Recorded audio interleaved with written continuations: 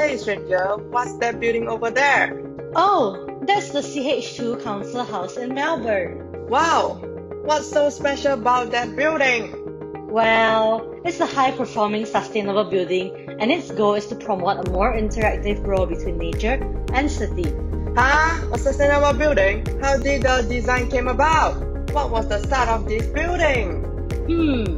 This building is a replica of a termite mound where cool wind is drawn in through the channels and the low temperature is stored using wet soil, where if it gets hot, the warm air rises out.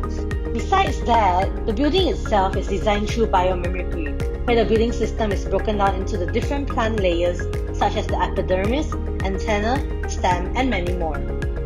Used for air cleaning, energy collection and dissipating heat, external ventilation module, external layer for protection, enclosed dark space for vital gases, core structure and nervous system of the building to control the cooling, heating and ventilation, carries vegetation and weather monitoring equipment for the same three purpose, internal activity zone of the building, network of connections like sewer mining, roof terrace that supports the living plants and grass. 100% healthy air is brought in through the vertical ducts and is distributed floor to floor. High-level ceiling helps in exhausting warm air from the space and is removed through the wind turbine. Absorb radiated heat from the equipment and occupants. Photovoltaic cells and solar hot water panels at gas-fired cogeneration plant. Air and water passes through to provide cool water for the building cooling system. Out of all these different strategies like vertical planting or renewable energy, the HVAC system is the best in achieving thermal comfort. What's the HVAC system all about? I don't know much about it. That's great! Now I'll tell you all about the HVAC system in the CH2 building. To start off, generally, the HVAC system consists of three main components, which is heat, ventilation, and the air conditioning system. The aim of this system is to provide thermal control and indoor comfort by using the principles of thermodynamics, fluid mechanics, and heat transfer. So, how does it work? The building's automation device is used to determine whether to heat or cool the space. The system then heats or cools the coil inside.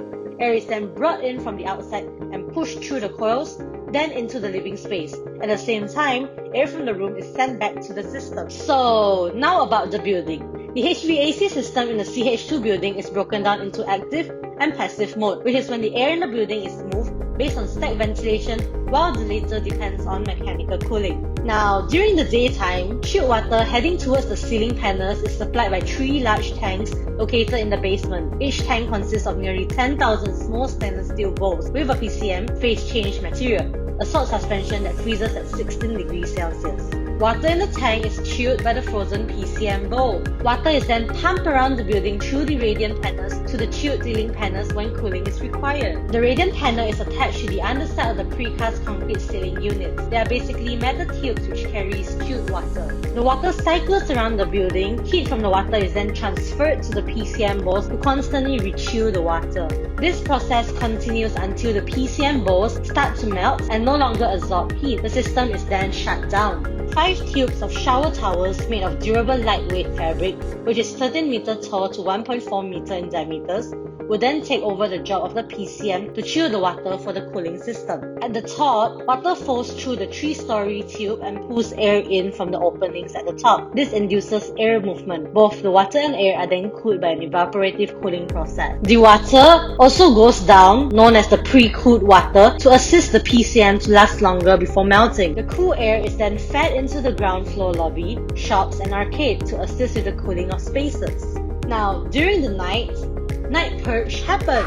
Night purge? The purge? Just like in the movies? No! The night purge is another form of the HVAC system. Moving on. During the nighttime, the night purge is a system that happens by a floor-to-floor basis, meaning that some floors might have a night purge while others do not. The night purge is when the external temperature falls and is lower than the internal concrete ceiling temperature. Windows will then automatically open. This usually happens around 1 to 6 a.m. The cool night air would then flow in across the underbelly of the ceiling to remove the previous day's heat by cross-ventilation. The air is then drawn up through the exhaust air shafts. It is then propelled upwards by the chimney, which is assisted by the roof-mounted wind-driven turbine. During the night, heat that was contained in the water from the PCM has to dissipate through the cooling towers on the roof. It goes through a trickle evaporative cooling process to cool the water. The water is then brought back down to the basement to refreeze the PCM bowl. In this HVAC system, the building's ceiling plays a vital role.